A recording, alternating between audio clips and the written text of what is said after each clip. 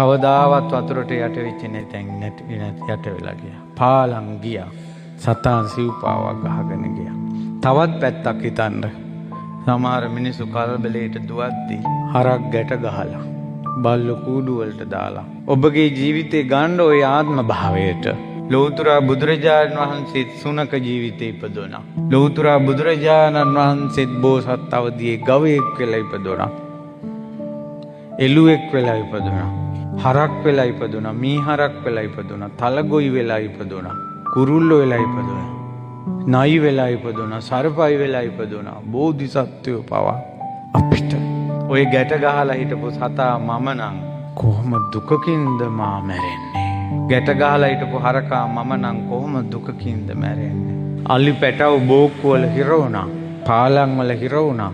මහා හද්දන්ත අලි ඇට්ටු පවා ගහගෙන ගියා.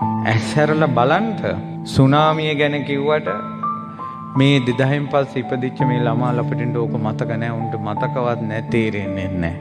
අපිටත් ඒ කාලේ දැක්කේව අමතක වෙලා ගියා. නමුත් ආයෙත් ඔයාලගේ ඇස් ඉදිරි පිටට ව්‍යසනයක් ආවා. හොඳට මේවා හිතේ ඇඳ ගන්න. දුක ඇඳගන්නේ අඬන්න නෙවෙයි. මේවා මතක් කරන්නේ අඬන්න නෙවෙයි. මේවා කියන්නේ අඬන්න වැළපෙන්න නෙවෙයි. නිකන් හිස් ජීවිත ගත කරන්න එපා. බොරුවට සෝබනේට ජීවත් වෙන්න එපා. ඔයාලගේ හැම සෙල්ලමක්ම ඔබගේත් මගේත් පඨවි ධාතුවට පුළුවන් වෙනස් කරන්න. මේ පොළොව සෙලවිලා ගියොත් විනාඩි 5ක් පොළොව එක දිගට හෙල්ලුණොත් මේ ඔක්කොම බිම. අපි ඔක්කොම ඉවරයි. පඨවි ධාතුව කිපෙනවා.